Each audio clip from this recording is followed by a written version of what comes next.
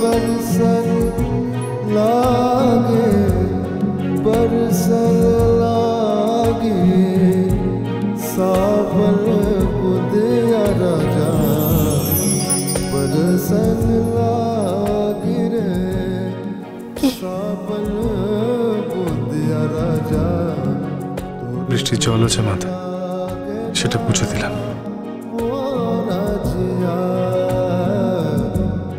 बरसन लागे रे बरसन लागे रे सावल बुदिया আমাদের অনেক দিন ধরেই সন্দেহ হয়েছিল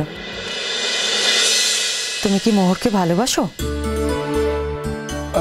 আরে না না এইসব কথা বলো না দেখো মোহরের কিন্তু অন্য জায়গায় বিয়ে ঠিক হয়ে গেছে তাই নাকি? কোথায়? আছে অন্য একজনের সঙ্গে বিয়ে ঠিক হয়ে আছে।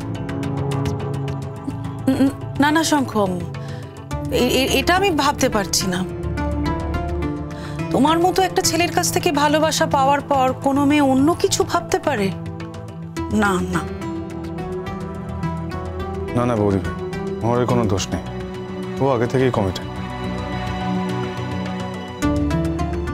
এখানকারই একজন পুলিশ অফিসার, তার সঙ্গে ওর বিয়ে ঠিক হয়ে আছে। দেখো বিয়েটা ঠিক হয়ে আছে, কিন্তু বিয়েটা তো আর হয়ে যায়নি।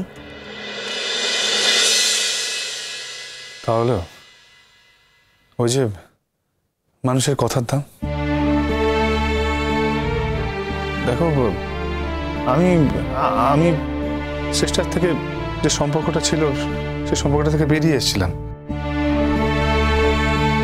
কিন্তু ও তো আর ওই সম্পর্ক থেকে বেরিয়ে আসেনি। ওরা দুজন দুজনকে ভালোবাসে, ওরা ভালোবেসে দুজন দুজনকে বিয়ে করছে, ওরা কমিটেড। সেই বিশ্বাসকে তো মোর ভঙ্গ করতে পারে না। আর আমি কি করে সেই সম্পর্কটা জোর করে আদায় করে নিতে পারি? তোমরাই বলো না, আমার তো কোনো জায়গা নেই। হ্যাঁ হ্যাঁ আমি কখনো কখনো ওকে অকারণে মেরেজ দেখিয়ে ফেলি, কিন্তু পরে যখন আমি রেশনালি ভাবি তখন আমি দেখি যে আমি অযথা ওর সাথে বকাবকি করেছি, ওকে বাজে কথা বলেছি। ওর কোনো দোষ নেই। এসপি স্যার তো ওকে বিশ্বাস করেই ছেড়ে রেখেছে। সেই বিশ্বাস ভঙ্গ করা কখনো উচিত নয় মোহরের। আমার কথা ছেড়ে দাও বৌদি ভাই। ছোট মা, মোর ভালো থাকো, খুব ভালো থাকুক জীবনেও,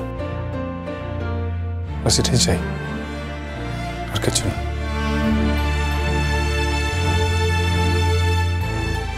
ও তার মানে তুমি মোহরকেই ভালোবাসো কি, তাই তো?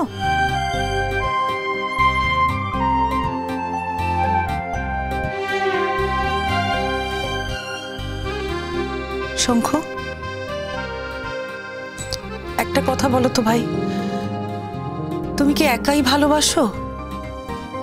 মোহরের দিক থেকে তুমি কোনোদিনও কোনো সাড়া পাওনি? বৌদি ভাই এসব কথা থাক প্লিজ। না আসলে ভাবছিলাম এরকম তো অনেক সময় অনেক বিয়ে ঠিক হয়ে থাকে, তারপর জীবনে এমন কেউ এসে যায় যে তখন আগের সবকিছু মূল্যহীন হয়ে যায়। বৌদি ভাই এক্ষেত্রে তেমন আবার কোনো কারণ নেই। আমি তো বললাম যে এই বিয়েটা ওই বাড়ি থেকে দেখে দেওয়া সম্বন্ধের মতো বিয়ে নয়। ওরা দুজন দুজনকে পছন্দ করেছে, এটা জানার পরও আমি শুধু শুধু অনাহুতের মতো বা বিশ্বাসঘাতকতা কেন করবো ওদের মাঝখানে গিয়ে? সেটা তো আমাকে নিজের কাছে ডিমান্ড করার মতো হয়ে গেল, সেটা আমি করতে পারবো না। হ্যাঁ মাঝে মাঝে আমি আমার দুর্বলতার কারণে ওর কাছে অনেক কিছু প্রত্যাশা করে ফেলি, অনেক আশা করে ফেলি, সেই আশাগুলো পূর্ণও করে, কিন্তু যেগুলো পূর্ণ করতে পারে না তখন আমি খুব রেগে যাই। কিন্তু সত্যি তো এটা নয়, সত্যি এটাই যে আমাদের দুজনের জীবন সম্পূর্ণ আলাদা এবং আমাদের দুজনের জীবন সম্পূর্ণ আলাদা খাতে বয়ে চলবে। আমাকে এটা মেনে নিতে হবে বৌদি ভাই। মোহর মোহর কোনোদিনও আমার হবে না। মোহর তো অলরেডি কমিটেড, সামনে ওদের বিয়ে। মাঝে মাঝে আমি সেটা ভুলে যাই, সেটা ভুলে গেলে চলবে না।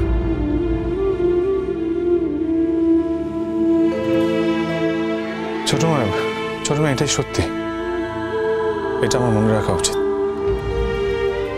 যাই হোক, তোমরা আর কিছু বলবে? না, আর কিছু বলবো না।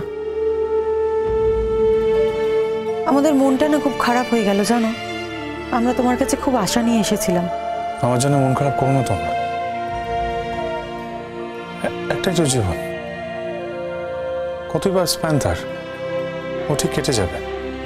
মোহরের জন্য আমার খুব কষ্ট হয়, খুব দুঃখ হয়। ও ও বড্ড কষ্ট করে এই জীবনে।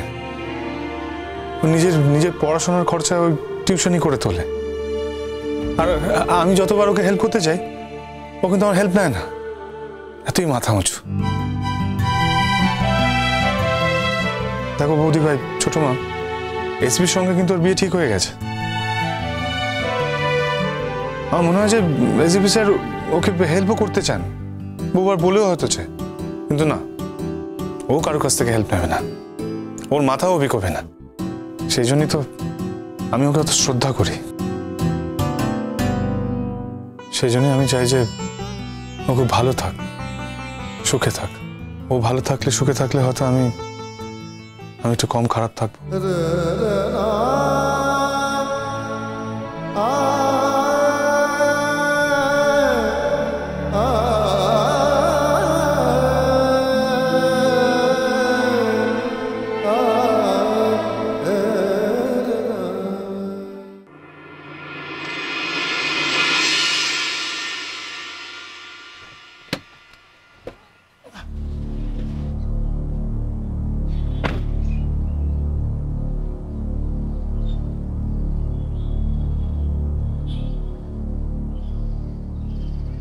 হ্যাঁ বলুন।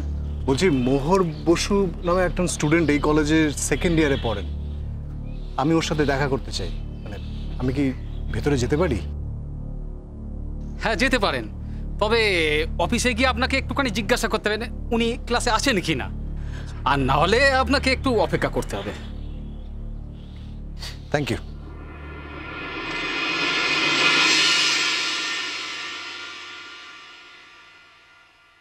আপনি কি মোহর বসুকে খুঁজছেন?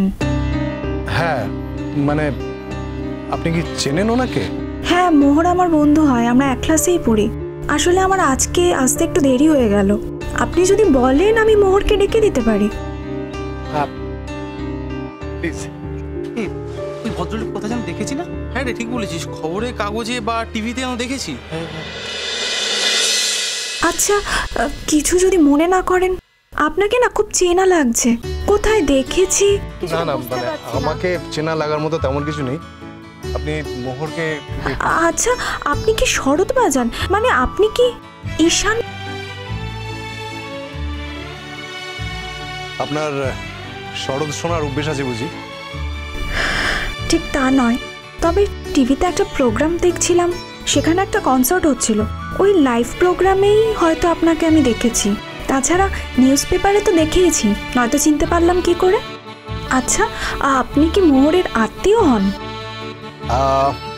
হ্যাঁ, তা বলতে পারেন। আমি এক্ষুনি মোহরকে খবর দিচ্ছি, আপনি একটু ওয়েট করুন।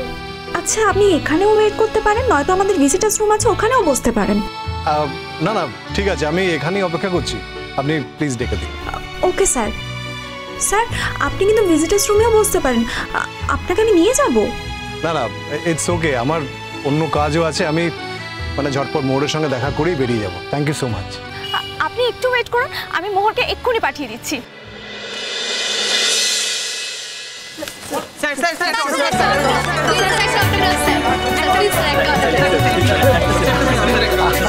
আমি অটোগ্রাফ দেওয়ার মতো সেরকম কোনো ইম্পর্টেন্ট কেউ নই, আমি সাধারণ মানুষ। না স্যার, আমরা সবাই আপনাকে চিনতে পেরে গেছি।